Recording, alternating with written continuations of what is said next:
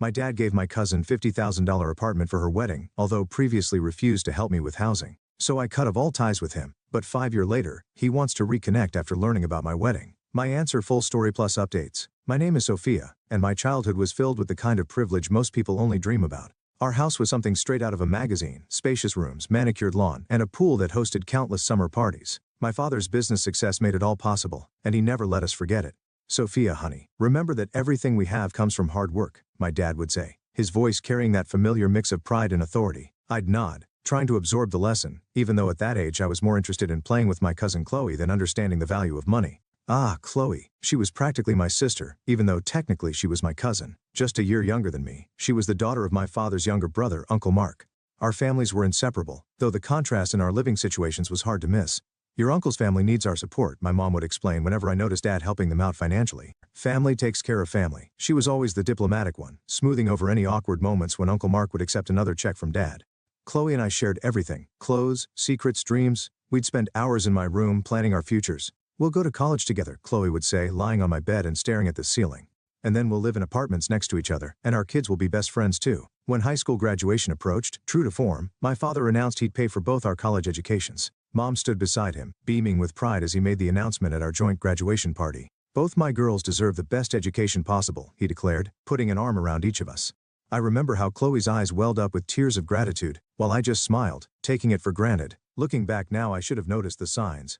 But back then, I was just happy to have my cousin's sister by my side as we packed our bags for college. We were going to take on the world together, two peas in a pod, never imagining that a wedding gift would eventually unravel everything we thought we knew about our perfect family. This is going to be amazing, Chloe squealed as we decorated our dorm rooms, located conveniently across the hall from each other. Nothing can ever come between us. Right, Sophia? Nothing. I promised, meaning it with all my heart. God, how naive we were. How naive I was. But that's the thing about perfect families. Sometimes they're perfect only because we choose not to look too closely at the cracks in the foundation. College flew by faster than I expected. Before I knew it, I was walking across the stage to receive my diploma, my family cheering from the audience. I felt on top of the world. Armed with my degree, I quickly landed a job at a marketing firm. Everything seemed to be falling into place. Well, almost everything. Dad, I've been thinking about getting my own place, I brought up one evening over dinner. I've been browsing apartment listings online, dreaming of having my own space. The rental market is crazy right now, and with a down payment. Sophia, he cut me off, putting down his fork. You're an independent woman now. You have a good job. It's time for you to earn your own living. Your mother and I gave you a great education, but now it's time for you to stand on your own 2 feet. Mom just sat there nodding in agreement. I felt like I'd been slapped. So that's how I ended up in a tiny 1-bedroom apartment, watching my savings grow at a painfully slow rate while half my paycheck went to rent. But I was determined to prove I could do it on my own. A year later, Chloe graduated. We celebrated at her favorite restaurant, and that's when she dropped her bombshell. Jake proposed, she squealed, flashing a diamond ring. We're getting married in 4 months. 4 months flew by in a whirlwind of wedding preparations. I threw myself into my maid of honor duties, helping Chloe pick out everything from her dress to the table settings. Despite my own housing struggles, I was genuinely happy for her. The wedding day arrived, and everything was perfect. The ceremony was beautiful, the reception elegant. I watched Chloe dance with Jake, both of them glowing with happiness. Then my father stood up to make his speech. Chloe, he began, his voice thick with emotion. You've been like a daughter to me all these years. Watching you grow up alongside Sophia has been one of life's greatest joys. I smiled, sipping my champagne. Standard wedding speech stuff. But then that's why, he continued, pulling out an envelope. I want to give you something special, something to start your new life together. He paused for dramatic effect. The keys to your very own apartment. The glass nearly slipped from my hand. The room erupted in gasps and applause. Uncle Mark and Aunt Sarah were crying. Chloe rushed to hug my father, sobbing thank yous into his shoulder. You deserve this, he said loudly enough for everyone to hear. I love you like my own daughter. I sat there, frozen, as relatives crowded around Chloe and Jake, congratulating them on their incredible gift. My mind was spinning. The same father who told me to stand on my own 2 feet had just handed my cousin an apartment. I gripped my champagne glass so hard I thought it might shatter, but I kept smiling, kept playing my part. This was Chloe's day after all. I wouldn't make a scene. I waited exactly 3 days after the wedding before I showed up at my parents' house. My hands were shaking as I rang the doorbell, but my voice was steady when Dad opened the door. We need to talk, I said, walking past him into the familiar living room where I'd spent so many happy moments. What's on your mind, Sophia? He settled into his favorite armchair, looking perfectly calm, as if he hadn't just dropped a bomb on my life. Really? You're going to pretend you don't know? I stayed standing, too agitated to sit. You told me to earn my own living, to stand on my own feet. But you just handed Chloe an apartment like it was nothing. Want to explain that? Dad sighed like I was being unreasonable. It's different with Chloe. She doesn't have the same opportunities you do. Different how? We went to the same college, got the same education, which you paid for, by the way. She comes from a poor family, Sophia. Jake's family isn't well off either. Your uncle can't afford to help them get started in life. He leaned forward. At today's prices, they'd never be able to save enough for their own place.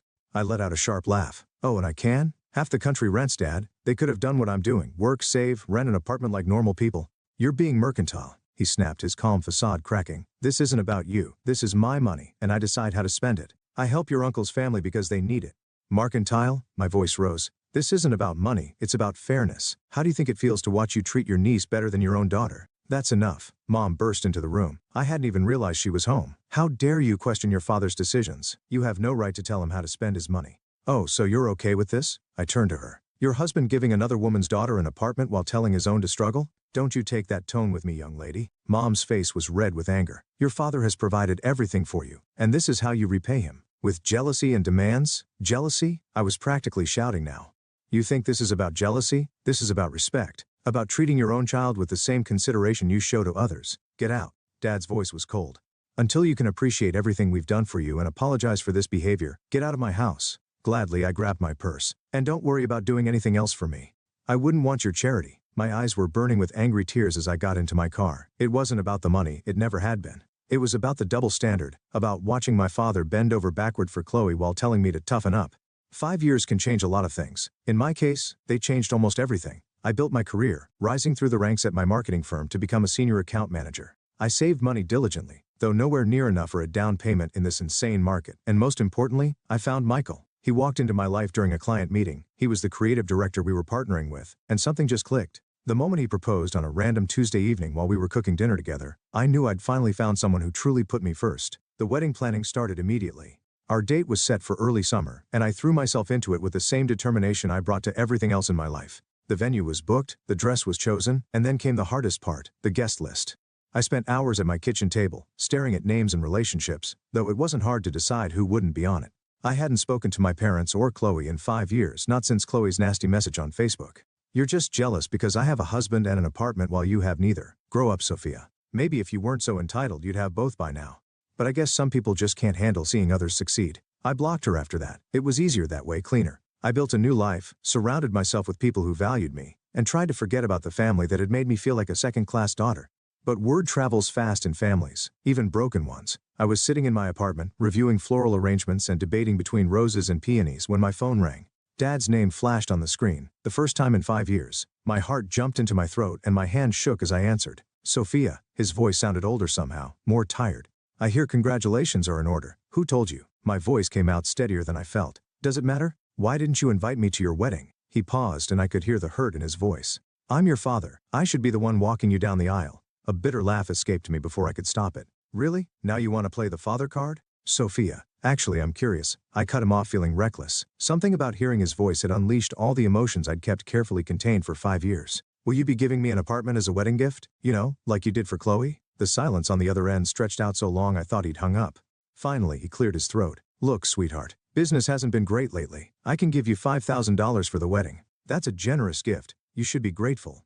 $5,000. After giving Chloe a whole apartment, I felt that old familiar burn of indignation rising in my throat. Some things, it seemed, never changed. Thanks for your generosity, Dad, I said, my voice dripping with sarcasm. But keep your money, I don't need it. The line went dead before he could respond. I stared at my phone, my hands trembling slightly, wondering if that 5-year silence had been better than this reminder of why I'd cut contact in the first place.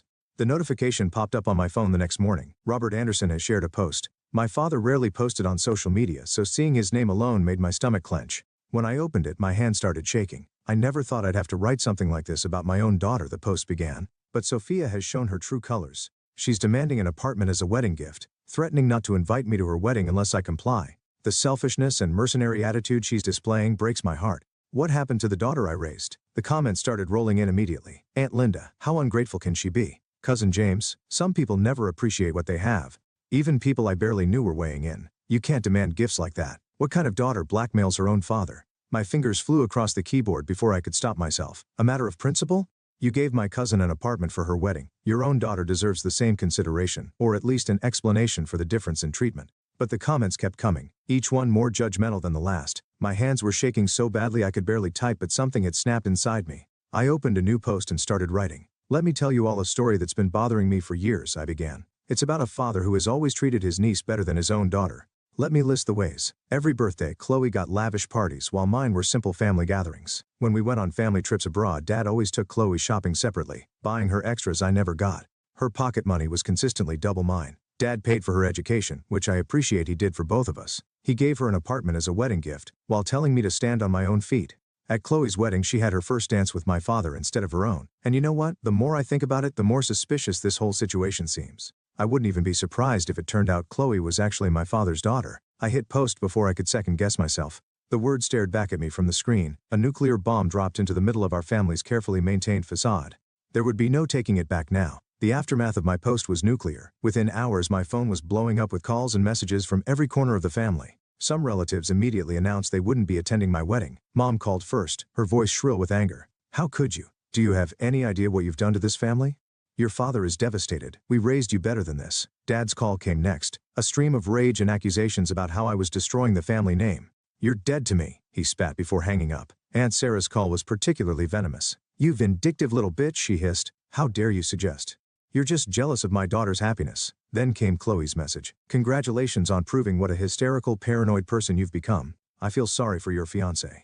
He's marrying a delusional woman who invents sick stories about her own family because she can't handle not being the center of attention. Don't worry about blocking me. I'll do it myself. I quietly blocked everyone who'd left nasty comments or messages. My wedding guest list got significantly shorter, but I told myself it was for the best. Only Uncle Mark remained silent throughout the whole ordeal, which I found oddly comforting amid the chaos. The next 2 months were a blur of wedding preparations. Michael was my rock through it all, never questioning my decision to cut off my family, supporting me as I revised seating charts and canceled play settings. Then one rainy evening there was a knock at my door. Uncle Mark stood there, looking like he hadn't slept in days. Can I come in? He asked quietly. We need to talk. I'd never seen my uncle look so broken. He sat heavily on my couch, hands clasped together so tightly his knuckles were white. Your post, he began, about your father's treatment of Chloe. It made me start thinking, really thinking about everything and remembering. He told me about the early years of his marriage, how my father was always around their house. He'd drive Sarah home from work saying it wasn't safe for her to take the bus. This was even before she was pregnant with Chloe. He was always bringing her gifts, expensive ones. I thought, God, I was such a fool. I thought he was just being a generous brother. Uncle Mark's voice cracked. He reached into his jacket and pulled out an envelope with trembling hands. I had to know. After your post, I just had to know. The DNA test results were printed on official laboratory letterhead. My uncle had collected hair samples from all three of them, himself, Chloe, and my father. The results were unequivocal. Uncle Mark's genetic match to Chloe showed only an uncle's relationship, 84%, while my father showed a 99.99% paternal match. Sarah confessed everything today. He whispered, 25 years. They've been having an affair for 25 years, since before Chloe was even conceived. We sat there until well past midnight piecing together memories that suddenly made horrifying sense. The special treatment, the excessive gifts, the way my father always seemed to know about Chloe's life before anyone else. All those times he'd insisted on driving Aunt Sarah to doctor's appointments when she was pregnant. I'm so sorry, Sophia, Uncle Mark said as he was leaving. I should have seen it, should have known. I watched him walk to his car in the rain, his shoulders hunched with the weight of 2 decades of betrayal. For the first time since this whole nightmare began, I felt no satisfaction in being right. The morning after Uncle Mark's visit changed everything. I was still processing our conversation when my phone buzzed with a text from Mom. Sophia, your uncle just left. We need to talk. Can you meet me at Rosemary's Cafe in an hour? I found her already there, sitting in a corner booth, looking like she hadn't slept. Her hands were wrapped around an untouched cup of coffee, and I noticed they were shaking slightly. I filed for divorce, she said before I could even sit down. I just came from the lawyer's office. Her voice cracked. 25 years of marriage, and I never knew. Never wanted to know, maybe. Uncle Mark had told her everything, the DNA test results, Aunt Sarah's confession, the decades-long affair. He'd filed for divorce too, unable to stay married to a woman who'd lived such a profound lie. Sophia, Mom reached across the table and grabbed my hands. Her eyes were brimming with tears. I owe you the biggest apology. All these years I defended him. I sided with him. I watched him favor Chloe and told myself it was nothing. I should have listened to you. Should have seen what was happening in my own home. Mom, no, let me finish. When you posted about your suspicions, I was so angry. I thought you were trying to hurt us, trying to get revenge. But you were the only one brave enough to say what we all should have seen. We spent hours in that cafe, crying, talking, beginning the slow process of healing. Mom ordered a bottle of wine, and we shared it as she told me about all the signs she'd ignored over the years. All the moments that suddenly made terrible sense. Later that evening, I was at home trying to process everything that had happened when someone started pounding on my door. I opened it to find Dad standing there, his face purple with rage. Are you happy now? He shouted, pushing past me into my apartment. You've destroyed everything. 2 families destroyed because you couldn't keep your mouth shut. I destroyed nothing, I replied, surprised by how steady my voice was. You did this. 25 years ago you made a choice that would destroy these families. I just exposed the truth. His face twisted. Well, I won't be at your wedding. How's that for truth? I wasn't planning to invite you, I said quietly. You haven't been a real father to me in years. Then it's settled, he snarled. You're no longer my daughter. A strange calm settled over me. That's fine, I smiled. You have another daughter anyway, don't you? The look of shock on his face was almost comical. Before he could respond, I opened the door and gestured for him to leave. When he did, I closed it firmly behind him, leaving him standing in the hallway. That evening I called Uncle Mark. My hands were trembling slightly as I dialed his number. Uncle Mark, I have something to ask you. I took a deep breath. Would you walk me down the aisle at my wedding? There was a long pause, and I heard him clear his throat several times before he could speak. Sophia, I would be honored. 2 months passed in a blur of wedding preparations. The guest list was shorter than originally planned, but somehow that made it more special. Every person who attended had chosen truth over comfortable lies, had stood by me when it would have been easier to look the other way. The garden venue was beautiful, scattered with white roses and peonies. Mom sat in the front row, dabbing at her eyes with a tissue. When Uncle Mark took my arm to walk me down the aisle, I saw tears in his eyes too. The divorce proceedings between my parents moved surprisingly quickly. Mom told me later that Dad agreed to everything just to get it over with, perhaps hoping to minimize the scandal. They settled out of court, and Mom received a $200,000 settlement. I was in my rented apartment, surrounded by wedding thank you cards I was writing, when Mom came to visit one afternoon. I want you to have this, she said, sliding an envelope across my coffee table. Inside was a check for the full settlement amount. I don't need this money. What I need is for my daughter to have the home she deserves. She reached out and squeezed my hand. Consider it compensation for all the years I failed to stand up for you. You didn't fail. I did, but we're fixing things now, she smiled. Besides, what better way to use his money than to finally give you what he should have given you years ago? I won't pretend I didn't cry when I deposited that check. Or when Michael and I found the perfect apartment, a beautiful 3-bedroom with a balcony and enough space to start the family we're hoping for. Every time I unlock our front door I feel a sense of justice being served. Dad and Aunt Sarah got married last month. I heard about it through the family grapevine. Apparently they didn't even wait for the ink to dry on their respective divorce papers. They're not hiding their relationship anymore. Their social media is full of happy couples photos, as if the past 25 years of deception never happened. I don't follow their accounts. I don't need to. Most of our relatives sided with Mom and me once the DNA results became public knowledge. Even those who initially defended Dad couldn't ignore the evidence. Uncle Mark comes over for dinner every Sunday now. He's dating again, tentatively stepping back into life after the betrayal. Mom joins us often, and watching them heal together, sister-in-law and brother-in-law bonded by shared pain, has been beautiful. Sometimes, late at night I think about Chloe, about the fact that she's technically my half-sister. I wonder if she knew, if she ever suspected the truth behind our father's favoritism. But those thoughts don't keep me awake anymore. I have my own life now, my own home, my own family built on honesty instead of secrets.